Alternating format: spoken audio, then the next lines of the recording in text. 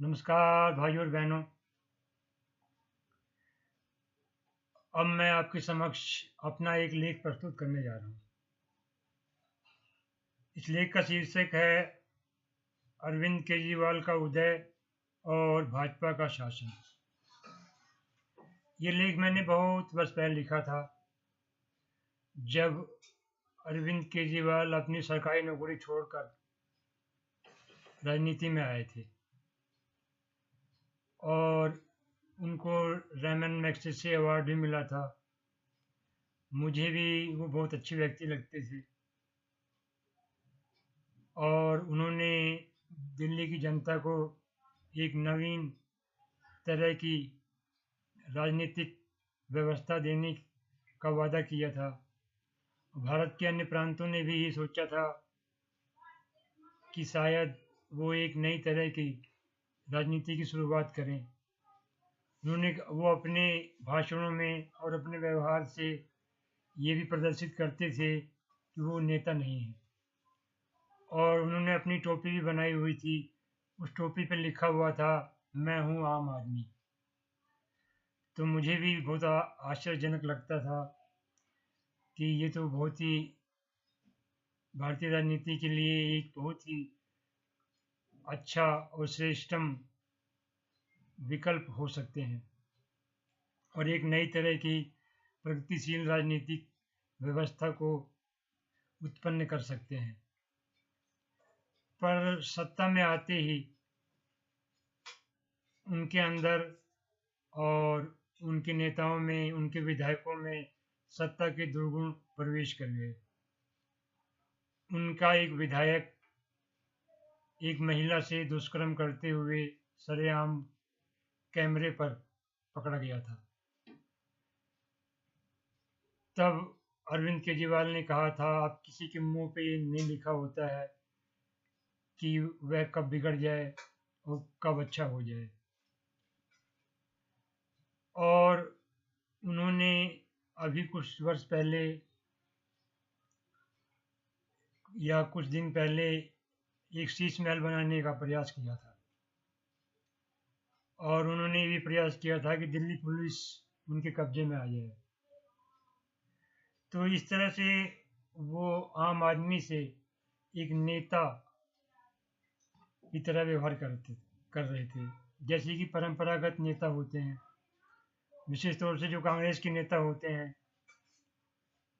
और कांग्रेस के नेता जब सत्ता पाते हैं तो वो भ्रष्टाचार करना अपना जन्मसिद्ध अधिकार समझते हैं। वैसे ही अरविंद केजरीवाल की पार्टी के विधायक, मंत्री और सांसद भी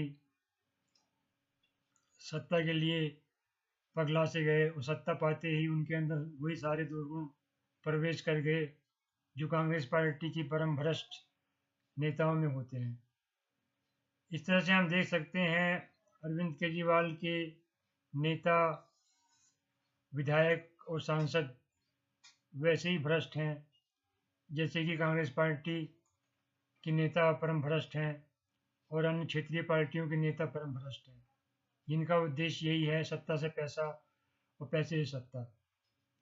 अरविंद केजरीवाल को रमन मैग्सेसे पुरस्कार मिल चुका था जब वो राजनीति में नहीं आए थे।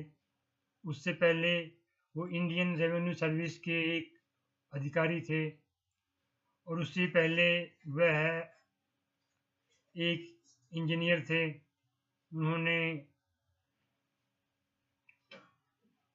आईआईटी को क्वालिफाई किया था। ये एक बहुत बड़ी उपलब्धि है। आईआईटी का जो एग्ज़ाम है उसे पास करना हर इंजीनियरिंग के विद्यार्थी का सपना होता है और उन्होंने इस सपने को पूरा किया था। ये उनके जीवन की बहुत ही अच्छी उपलब्धि हो सकती थी, पर सत्ता पाने के बाद उनके अंदर वही सत्ता के दुर्गुण और सत्ता की बुराइयां प्रवेश कर गईं। और जब वो जेल गए थे तो उन्होंने अपनी पत्नी को मुख्यमंत्री बना दिया, जैसे कि लालू प्रसाद यादव ने अपनी पत्नी को मुख्यमंत्री बना दिया था। यह भी एक वंशावली वंशगत राजनीति का ही दोष है, और वैसे ही दोष है जैसे कि परंपरागत राजनीतिक सोचते हैं कि उनके बाद उनके परिवार का ही कोई व्यक्ति उनकी पार्टी का नेतृत्व करे और कोई अन्य व्यक्ति उनकी पार्टी के शीर्ष पद पर न जा पाए। ये बहुत ही विनाशकारी विचारधारा होती है। इससे लोकतंत्र को बहुत नुकसान होता है। इस तरह से हम देख सकते हैं कि अरविंद केजरीवाल लोकतांत्रिक मूल्यों का पालन नहीं करते हैं, और वैसे उन्होंने कुछ काम दिल्ली के लिए बहुत अच्छे किए हैं, इसीलिए उन्हें दिल्ली की जनता ने 2 बार जिताया है, बहुत ही ऐतिहासिक मत देकर उन्हें जिताया था। तो भाइयों, बंधुओं, मित्रों और बहनों, इन्हीं सब बातों को ध्यान में रखकर मैंने ये लेख लिखा है। अब मैं आपके समक्ष अपना लेख प्रस्तुत करने जा रहा हूँ। इस लेख का शीर्षक है अरविंद केजरीवाल का उदय और भाजपा का शासन। अरविंद केजरीवाल का उदय भारतीय राजनीति के लिए बहुत अच्छा हो सकता था। जिस तरह भारतीय राजनीति का अपराधीकरण हो चुका था, वह भारतीय समाज के लिए बहुत ही विनाशकारी सिद्ध हो रहा था। 1970 तक भारत को एक विकसित देश बन जाना चाहिए था, लेकिन आज 2024 चल रहा है, पर अभी तक भारत एक विकसित देश नहीं बना है। हमारे देश के अधिकांश राजनीतिक भ्रष्टाचार की सारी हदें पार कर चुके हैं। भ्रष्टाचार हमारे समाज के लिए मौत बन गया था। हमारे देश के अधिकांश लोग परम भ्रष्टाचार के कारण परम निर्धनता का जीवन बिता रहे थे। भ्रष्टाचार ने लोगों के जीवन को नरक बना दिया था। हमारे देश की प्रशासनिक व्यवस्था, न्याय व्यवस्था, शिक्षा व्यवस्था, स्वास्थ्य व्यवस्था, पुलिस व्यवस्था, ठेकेदारी व्यवस्था, कला व्यवस्था, साहित्य व्यवस्था, संगीत व्यवस्था, विज्ञान व्यवस्था, सैन्य व्यवस्था, चुनाव व्यवस्था, खेल व्यवस्था, कृषि व्यवस्था और आर्थिक व्यवस्था का पूर्ण रूप से अपराधीकरण हो चुका था। ऐसा नहीं है कि हमारे देश में विकास नहीं हुआ है। स्वतंत्रता से पहले हमारे देश में सुई तक नहीं बनती थी, लेकिन आज हम लोग वायुयान बना रहे हैं। परंतु जितना विकास होना चाहिए था, उसकी तुलना में बहुत कम विकास हुआ था। इसीलिए हमारा देश अनेकों तरह की समस्याओं से घिर गया था। चारों तरफ भयंकर अपराधीकरण फैलता चला जा रहा था। लंबे समय तक हमारे देश में कांग्रेस का राज था, लेकिन कांग्रेस ने बहुत कम विकास किया था। कुछ वर्ष पहले भाजपा का राज हमारे देश में आया था, लेकिन भाजपा ने भी बहुत कम विकास किया था। ये सब घटनाएं और परिस्थितियां तब की हैं जब श्रीमान अटल बिहारी वाजपेयी जी का शासन था। वैसे आज वाजपेयी जी बहुत अच्छे व्यक्ति थे और बहुत ही श्रेष्ठतम व्यक्ति थे, पर उन्होंने भी श्रेष्ठतम विकास नहीं किया, इसीलिए वो हार गए। और उन्होंने जनता की नब्ज को गहराई से नहीं पकड़ा, जैसे कि श्रीमान मोदी जी ने पकड़ा है। अभी मैं बताता हूँ कि मोदी जी की सबसे विशेष योग्यता क्या है। तो भाई और बहनों, ये घटनाएं और परिस्थितियां तब की हैं जब श्रीमान अटल बिहारी जी वाजपेयी जी का शासन था। जब उनका शासन था तो भाजपा के शासन में 1% भी भ्रष्टाचार कम नहीं हुआ था। भाजपा के शासन 1% भी अपराधीकरण कम नहीं हुआ था। भाजपा के शासन में 1% गरीबी भी कम नहीं हुई थी। भाजपा के शासन में एक भी स्कूल नहीं खुला था। भाजपा के शासन में एक भी विश्वविद्यालय नहीं खुला था। भाजपा के शासन में बहुत कम विकास हुआ था।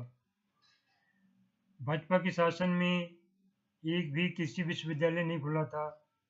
भाजपा के शासन में एक भी मेडिकल कॉलेज नहीं खुला था।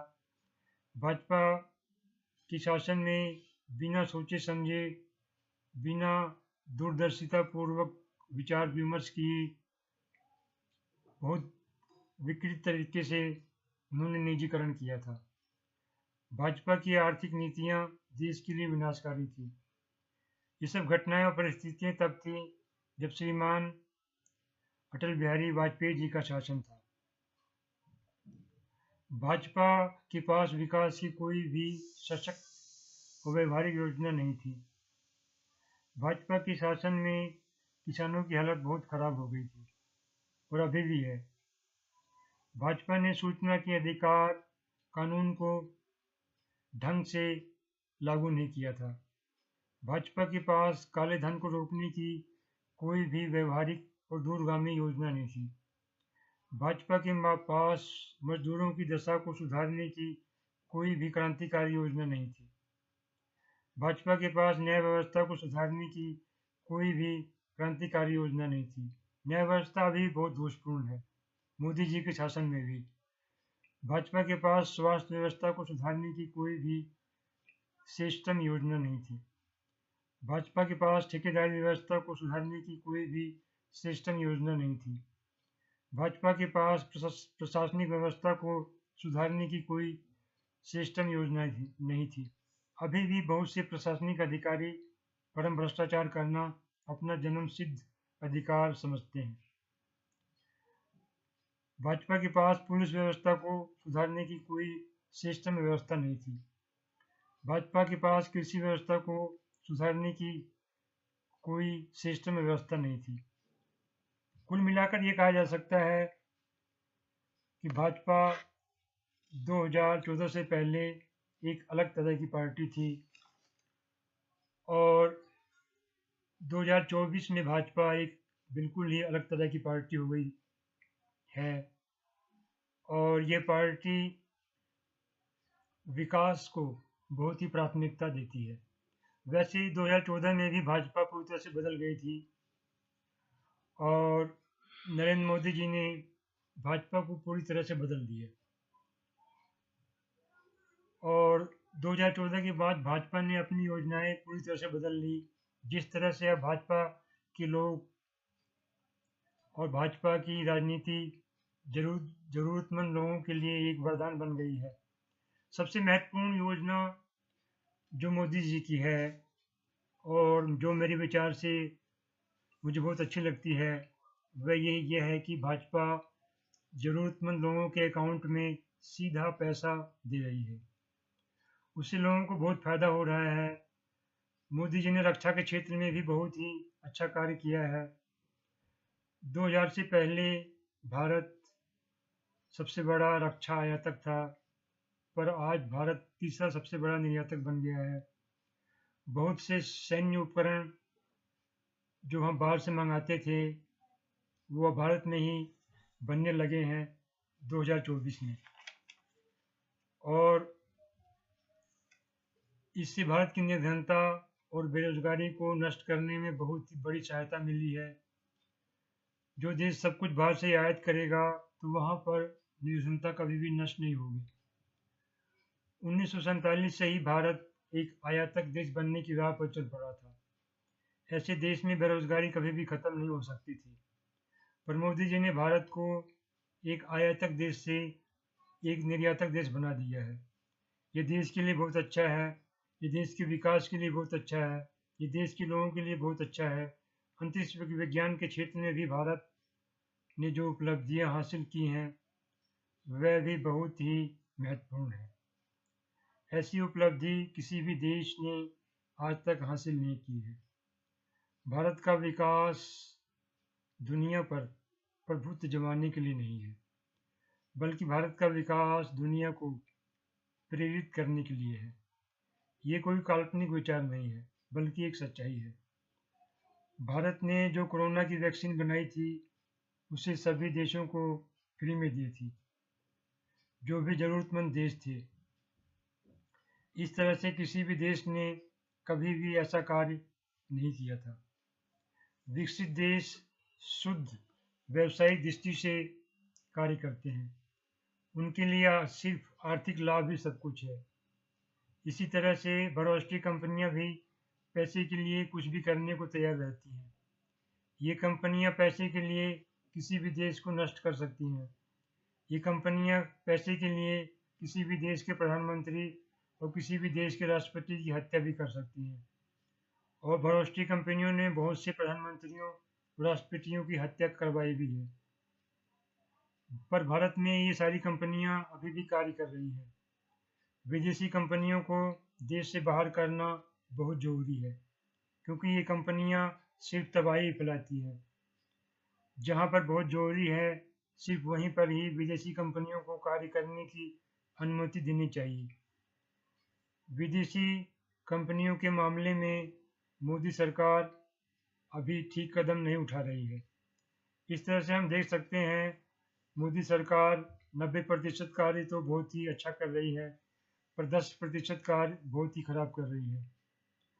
मोदी सरकार ने कृषि के विकास के लिए भी बहुत ही श्रेष्ठतम कार्य किया है और भी अन्य क्षेत्रों में बहुत ही श्रेष्ठतम कार्य किया है।